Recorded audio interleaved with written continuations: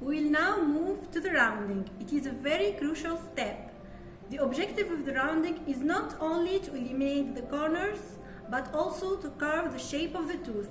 Before proceeding to the rounding, we must verify first the situation of the height of curvature in the buccal side and in the lingual side,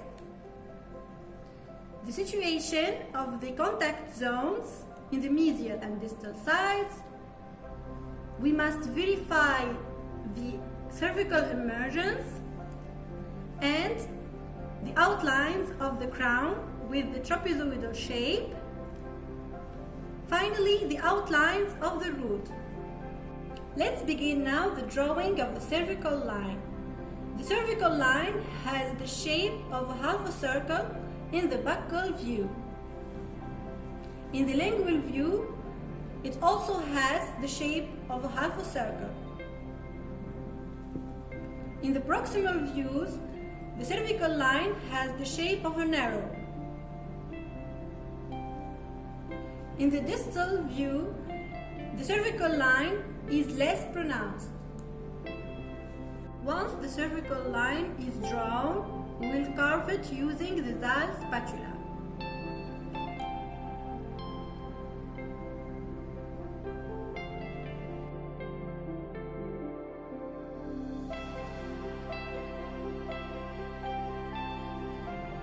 The carving must not be too deep.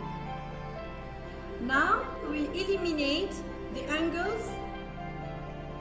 In this step, the carving concerns only the root. The direction of the carving is from the root to the crown.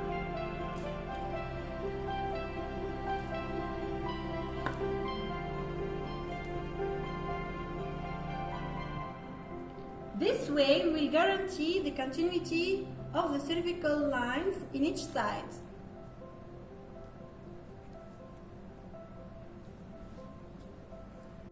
While carving the cervical line, we must be careful not to reduce the mesiodistal diameter.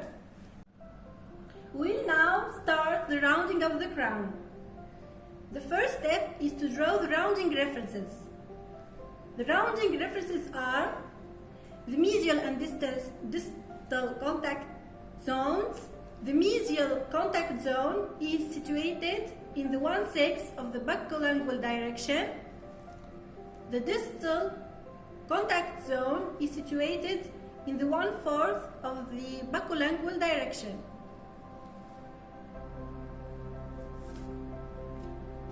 The line angles. It is a virtual line that connects the cervical line to the contact zones, mesial and distal contact zones. The buccal ridge, the lingual ridge. This ridge concerns only the undercut area, and we draw the lingual line angles that connect the cervical lingual line with the contact zones.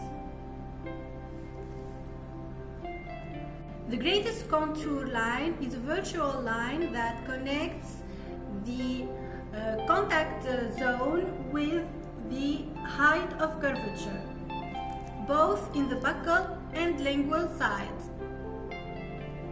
It divides the surface into an undercut area and a clearance area.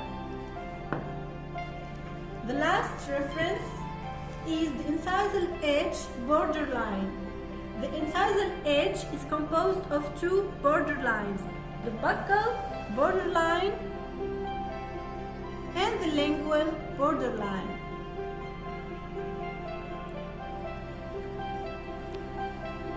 Both lingual and buccal incisal borderlines end in the contact zones.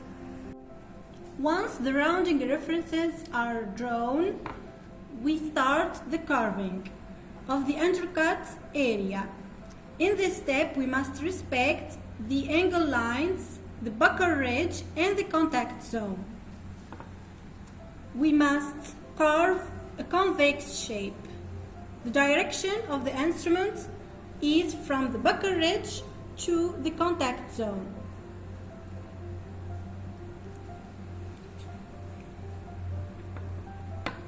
Same procedure will be performed in the other half of the undercut area.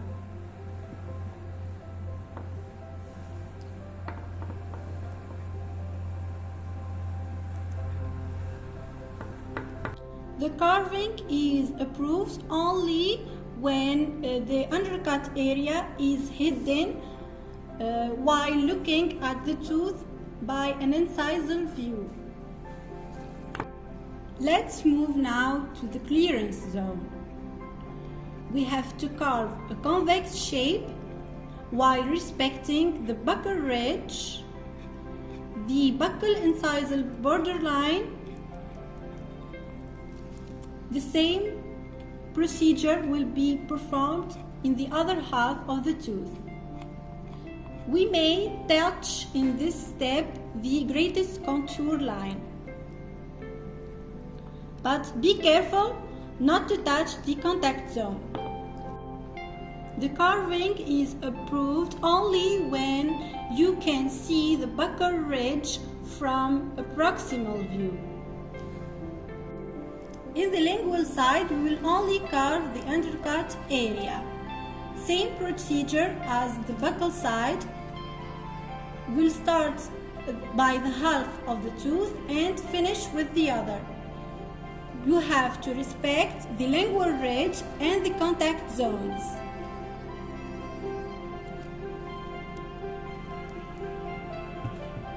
As well as the angle lines. The convex shape is required.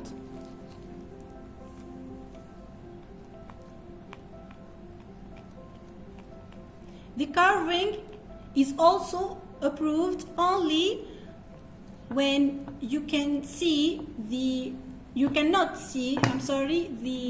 undercut area by an incisal view. Is approved only when the undercut area in the lingual side is hidden and you can only see the greatest contour line. The last step of the crown rounding is lingual narrowing. The lingual narrowing consists in the elimination of all the structure behind the buccal line angles until you reach the greatest contour line. The convex shape is required. Be careful not to touch the contact zones.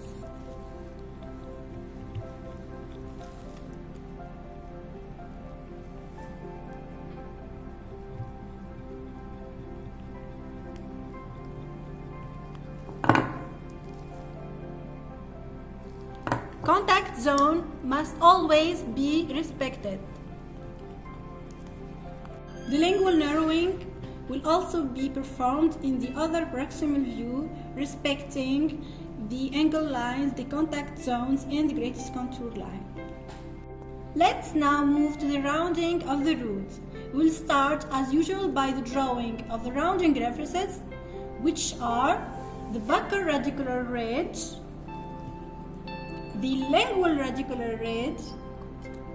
It is the continuity of the lingual coronal ridge and buccal coronal ridge.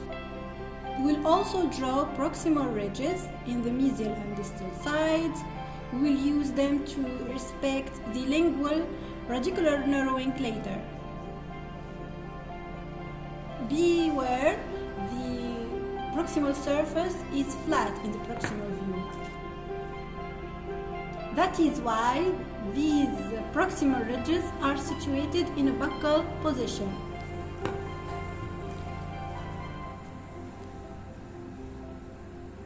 The convex shape is required. We will start by the half of the root. We will eliminate the angles between the proximal ridge and the buccal ridge.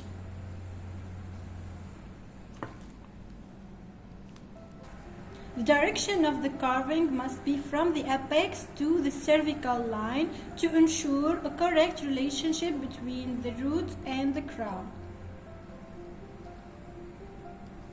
Same procedure will be performed in the other half of the root.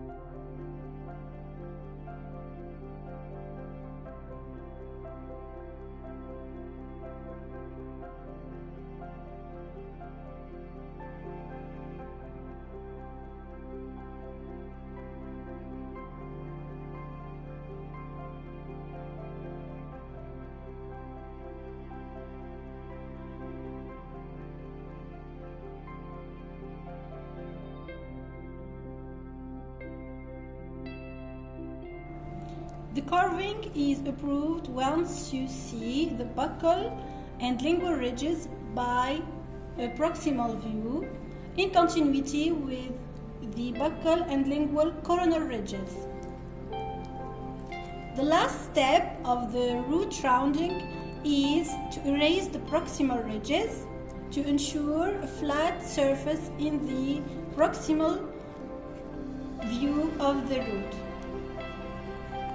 After the rounding of the root and the crown, we must go back to the cervical line and remove the excess of soap, then draw it again correctly. The last step is the finishing of the cervical line using the Zar spatula, ensuring the continuity between the cervical lines.